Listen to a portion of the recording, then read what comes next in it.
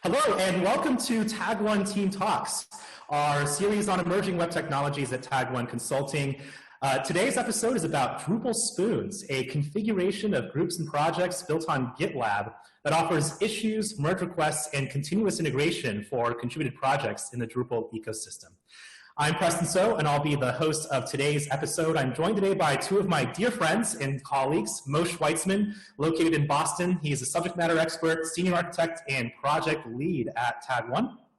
We're also joined today by Michael Myers, who's located in the Berkshires, Massachusetts, managing director at Tag1. I'm your host, editor-in-chief, Preston So, here in New York City, where it's currently raining cats and dogs. But let's go ahead and jump right into this really interesting conversation. I don't know much about this topic, so I'm really excited for today's episode. First off, Moshe, at a high level, what is DrupalSpoons? Should we explain what a spoon is first, maybe, too? For sure. Yeah, people are very curious about the name. So there, in this ecosystem I've built, this platform, there are spoons and there are forks. And the word forks is easier to explain than spoon. So in Git, you can have a public repo that people are sharing, and then people are encouraged to make forks of that repo, and that's where they make changes. And then the forks are encouraged to use merge requests in order to move their changes into the main repo. So that's what a fork is. And so spoons are the other half of DrupalSpoons, and we'll definitely talk a lot more about why we need spoons and forks and that kind of thing. It's a very evocative name, Moshe, and to be honest, I didn't really think about forks when I heard the name DrupalSpoons, so I really appreciate that explanation. And so I guess for folks who are a little less familiar with how modules and projects are built in the Drupal ecosystem, you've kind of alluded to very briefly some of the kind of things that people deal with today. What does the development process look like for a typical contributor right now who's managing a module or a theme? And how does that kind of change with the motion over to GitLab and, of course, how things have been working on Drupal.org? Sure. So the way the development process works today on Drupal.org is that we have an issue queue for each project, Devel and CTools and Path Auto and so forth.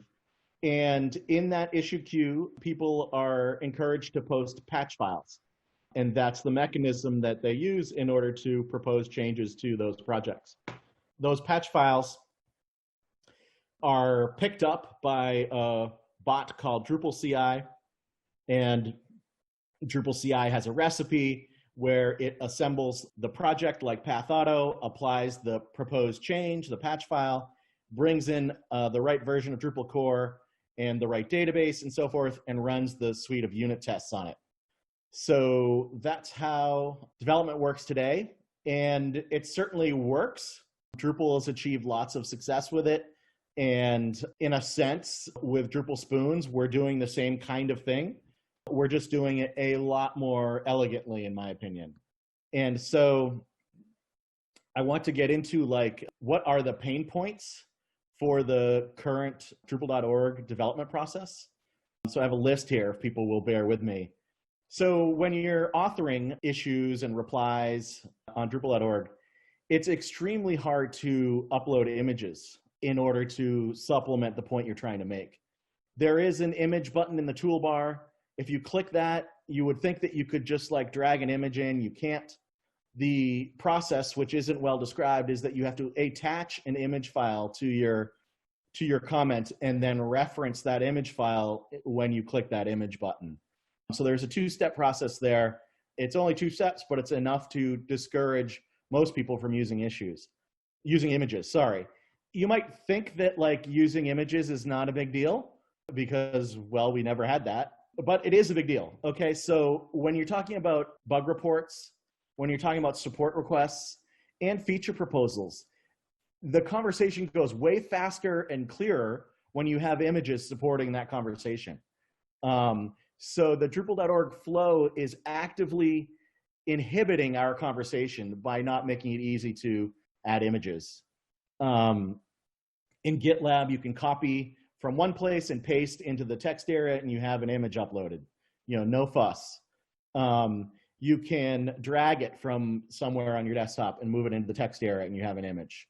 In fact, Drupal 8 works that way But Drupal.org doesn't have Drupal 8. It has Drupal 7.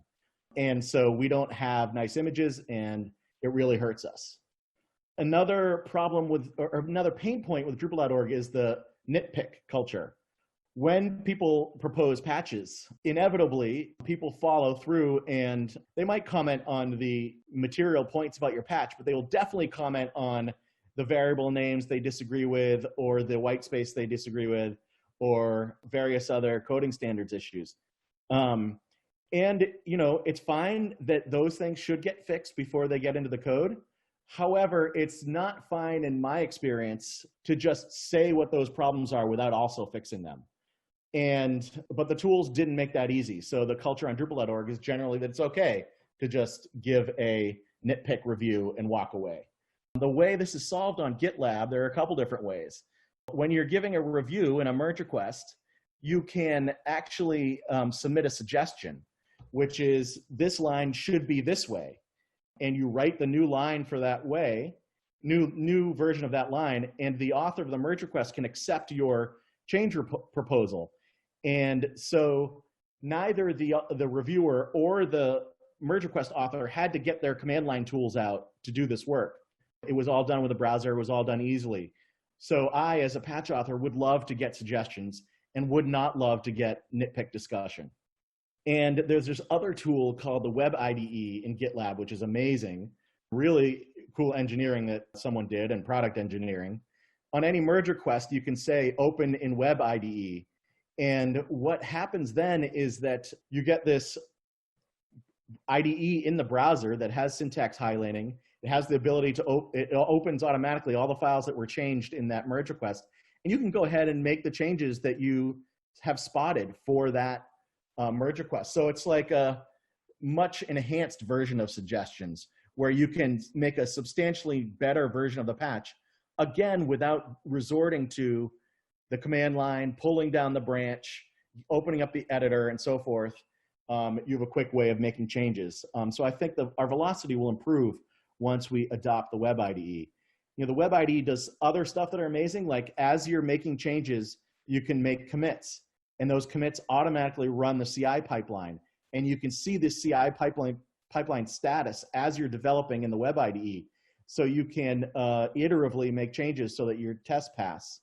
So it really is quite smart engineering there, and I think we'll really benefit from that. The GitLab issue queue supports bulk editing. There's this problem on Drupal.org where, like, when we go to a new version, it's a real pain to enter into every issue, change its version, and submit it. But that is the process. When we have to do hundreds of those, like when there's new versions of Drupal core, the process that I've seen is that XJAM opens up an infrastructure issue and asks Neil to run a script on the server so that we can move hundreds of issues and change their version. That's a service that is not open to all projects, and it just doesn't have to be that cumbersome. This is something that is out of the box with GitLab. More pain points. Okay, absolutely, yeah. No, and one of the things I think you've done really well here, Moshe, is to illustrate kind of the fact that not only are we grappling with the fact that Drupal.org is sort of this older, it's kind of this well-established approach, but obviously there are certain areas of friction. You identified the images problem, for example, batch editing, that's another issue as well. And as we know very well, the Drupal Association has been working really hard to migrate all of Drupal's code over to GitLab. If you're interested in hearing more about that, we have a couple of episodes with the Drupal Association's engineering team as part of Tag1 TeamTalks on that subject. But I'm kind of curious, I know that, Moshe, you don't have any special privileged access to GitLab, which is a shame because I was going to ask you to help me, hack into some of those really cool features you described. But, you said that it uses, zero custom code except for the issue migration. What exactly do you see as kind of the next steps in terms of kind of, do you have plans to integrate it all with the work that the Drupal Association is doing? Is there kind of, synergy between what you're working on and what they're working on? What's the kind of next steps in terms of where this is headed? Yeah. So I have been in close contact with the DA, and they're watching DrupalSpoons really closely. It's my impression that they are rooting for DrupalSpoons. They would love for the community to embrace it. If we look at it from their shoes, they have a lot of work in front of them and not much resources to do it in. And that was only made worse by the cancellation of DrupalCon North America recently.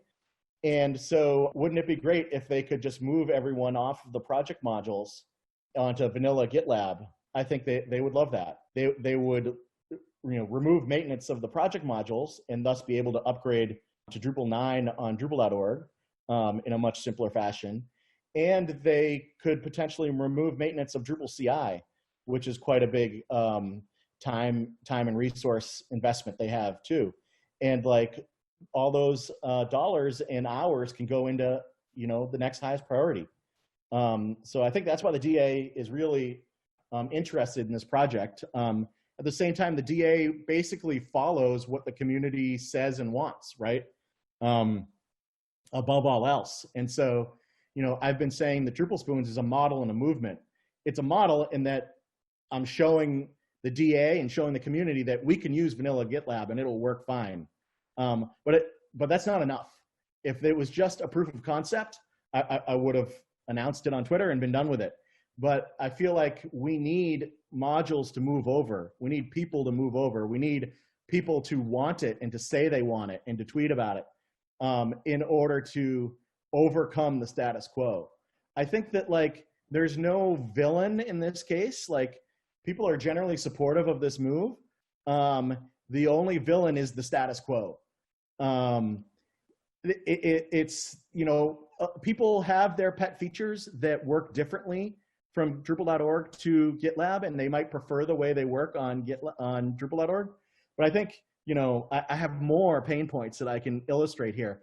I think when you look at the sum of the pain points and the sum of the improvements that GitLab offers, we just might have to bid a fond farewell to a few things that were preferable on Drupal.org.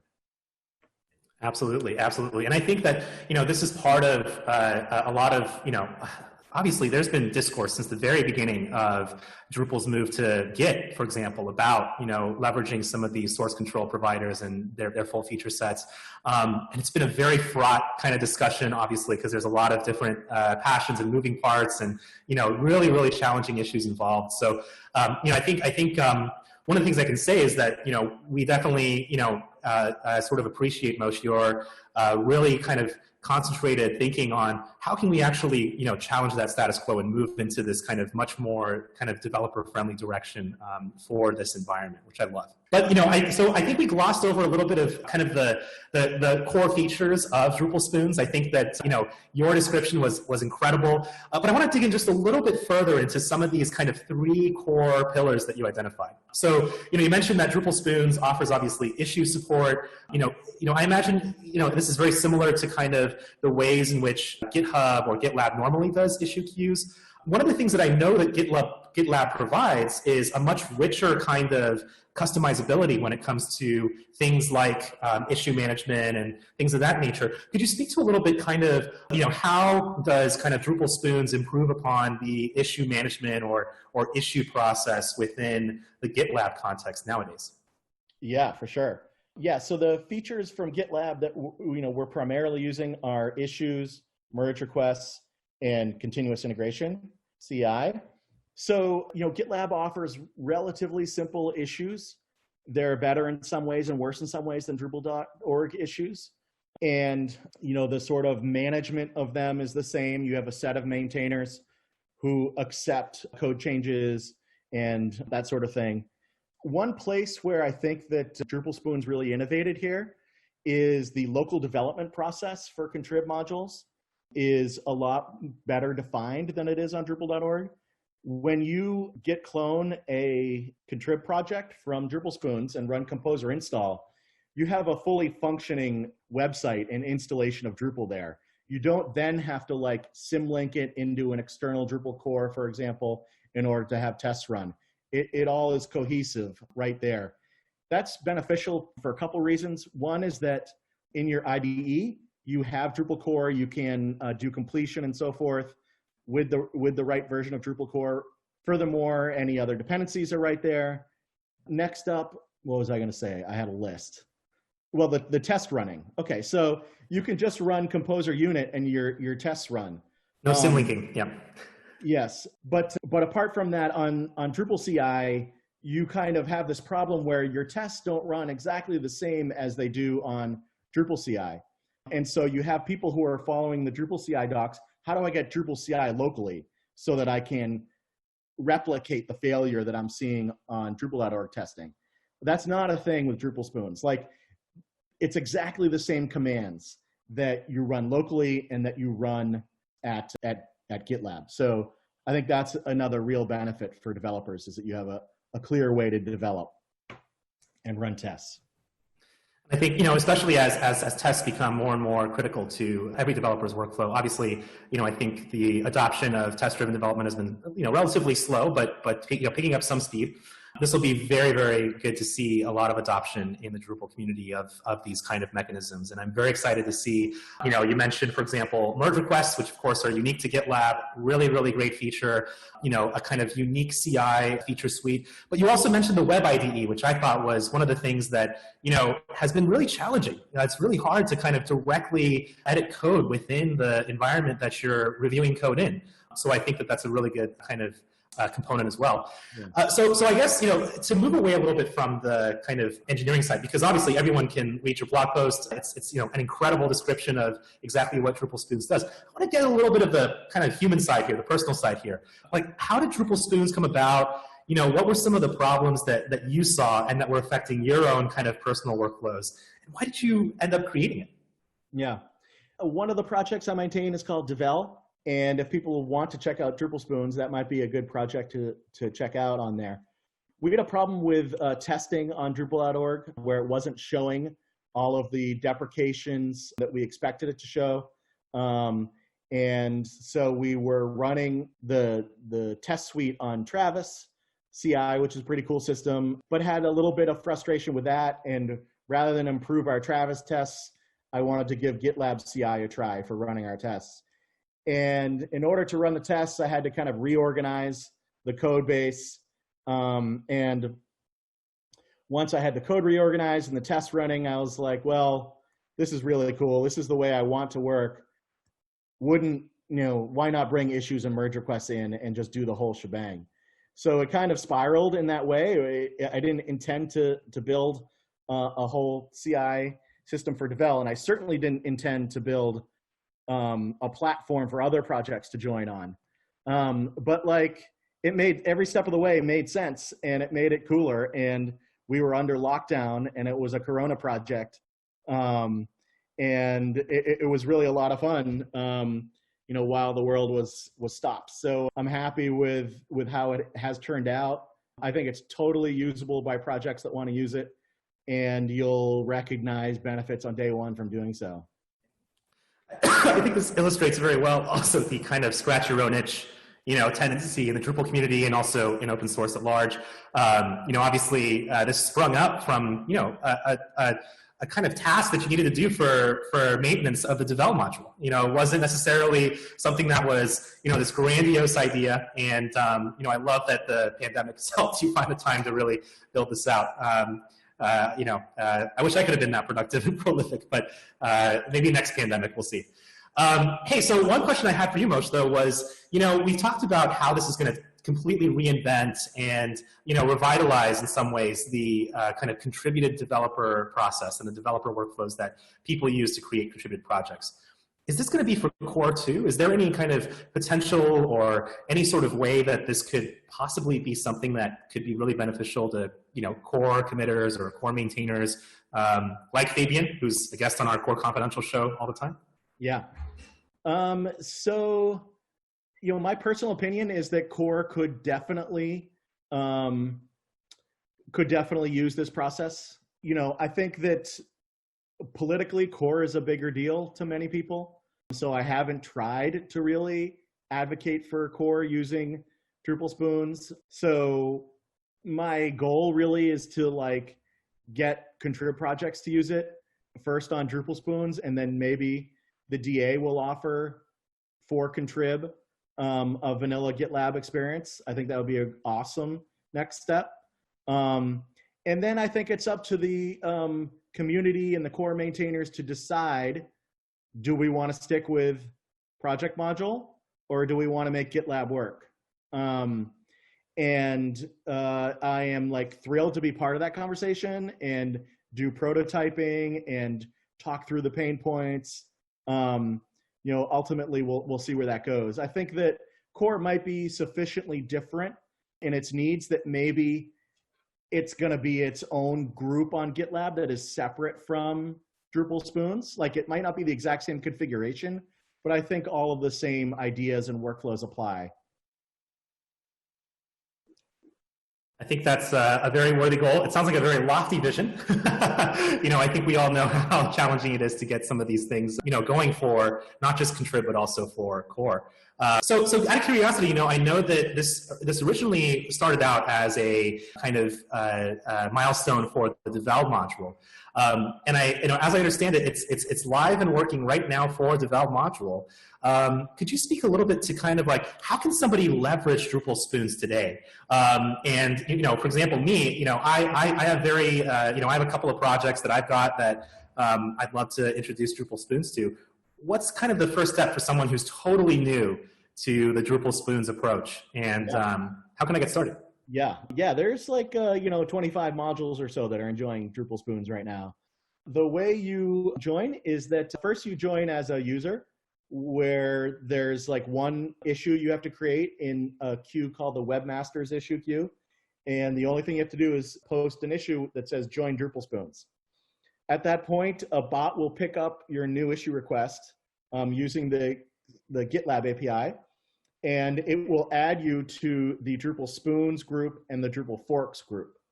The difference between the two being you have only read permissions in DrupalSpoons, but you have full write permissions in Drupal forks, and you can make any changes you want and get to any project. So we always collaborate in Drupal forks, but DrupalSpoons is where like the golden accepted code is. So you fill out that issue to join, and then you fill out a second issue that says migrate, and then the module name to DrupalSpoons. That's it. Then someone will come in, run a CI pipeline that's going to migrate your project over.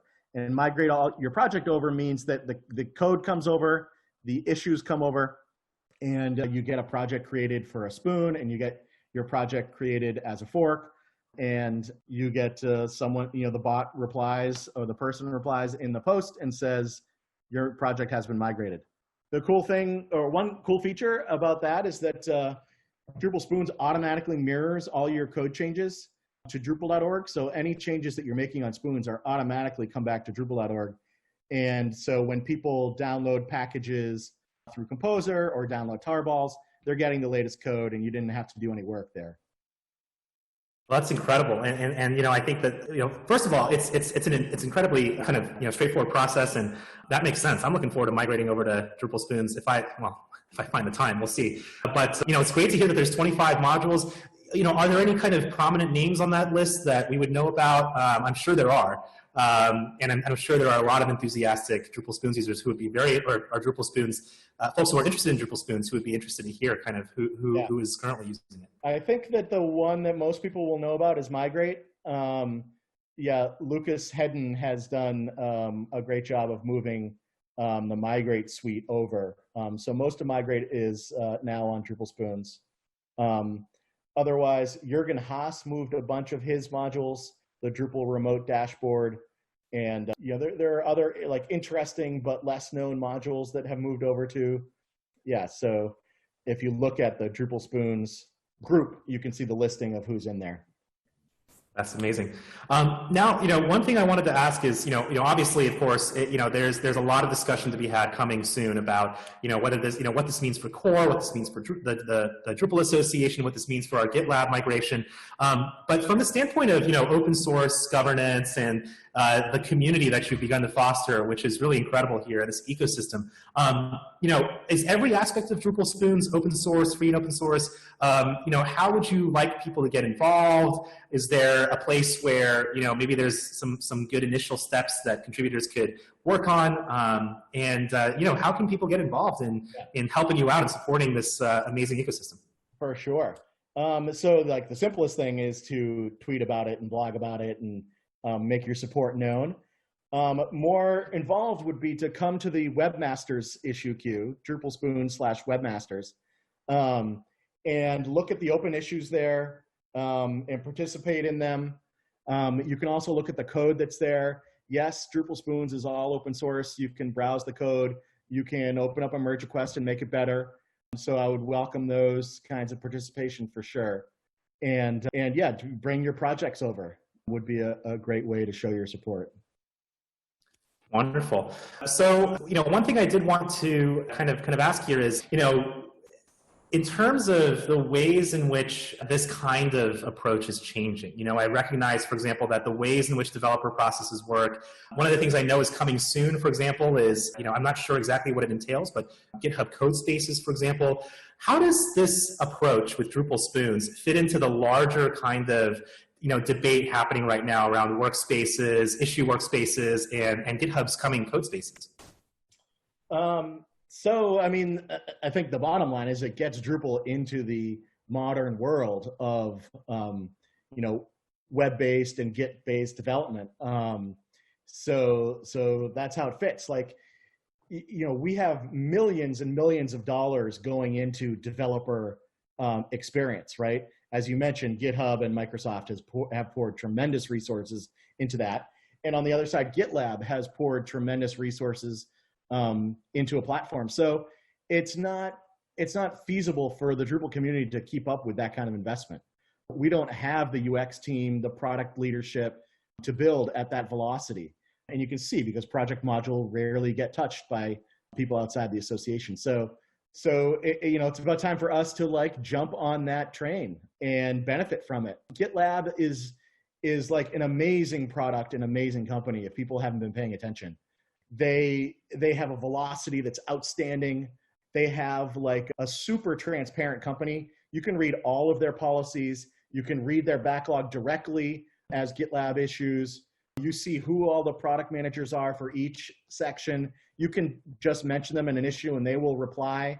They really have been impressive in how they run their company and how they execute their product development. So, one thing that I'm really happy that the DA did was pick GitLab as a platform. I think that's really gonna serve us well.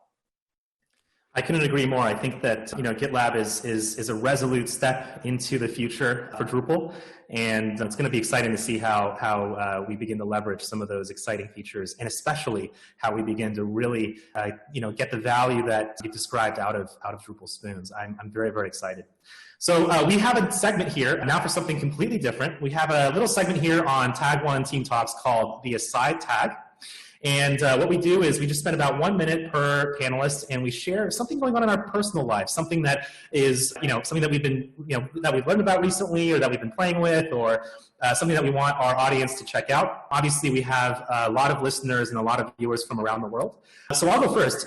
Obviously, the last couple of weeks have been really tough for Black communities around the country and around the world. One thing that I was really happy to do was to share the conference that I organized, Decoupled Days. We released a statement last Monday, or earlier this week actually, in support of Black Lives Matter and also against a lot of these horrible things that are tearing down all of the communities that we hold dear, namely issues like anti-Blackness, white supremacy, police violence. All of these are horrible kind of sins in America. So one thing that I've done is, we had a really great meeting where we discussed the statement and released it. And one of the things that I'm excited to report is that we're also going to be issuing a donation to Black Girls Code.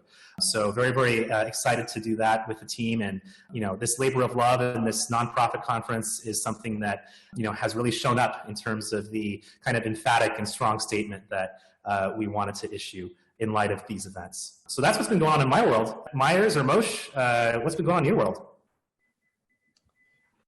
I could talk a little bit about my garden. I've been growing my garden here with my girlfriend, Julie, and it's coming along great. We're doing lettuce for the first time, and the lettuce is sprouting like mad. So lots of salads happening around here. I got to figure out maybe additional ways to use lettuce beyond the salad. Might try lettuce on the grill. I'm not sure. But yeah, the tomatoes will come in soon, and the herbs are doing great. And just want to give a shout out to all the other Drupal gardeners out there. When I lived in Denver, Moshe, there was a restaurant that had a grilled Caesar salad. Really? Grilled lettuce is amazing. I've never tried it, but I'll make that my aside tag as well, building on yours. I've started a window garden. Something I've always wanted to do. Even though we have outdoor space now, I'm still the mindset of living in a city. But I've got avocados sprouting and, growing scallions in a cup and all the COVID things that people are doing. And it's awesome. Now we have scallions every time we need them. Awesome. Wonderful. Well, we did have a shorter episode today, but I think that this was a wonderful introduction to DrupalSpoons. I think we can dig much more into some of the nitty-gritty and details within DrupalSpoons. I'd love to dig into especially some of the CI capabilities that Moshe mentioned earlier. So to finish things off today, all the links that we mentioned today, whether it's related to DrupalSpoons or the GitLab migration or the episodes that we mentioned, are going to be posted online with this episode of Tag1 Team Talks. And if you liked this episode, if you enjoyed what we had to say today, and if you're interested in the topics that we had to cover for today, please remember to upvote, subscribe, share this with your friends and family, share this with your colleagues and your coworkers. And as always, you can check out our past episodes at tag1.com/tagteamtalks. As always, we love your feedback and insight and any sort of ideas or proposals you have for topics you want to hear about. If you want to bring Moshe back, talk more about DrupalSpoons. If you want to bring someone else on board to learn about something that they're working on, please write to us at tag1consulting.com. I want to thank my dear friends and colleagues today, Moshe and Myers, who joined me on this episode, and we'll see you next time.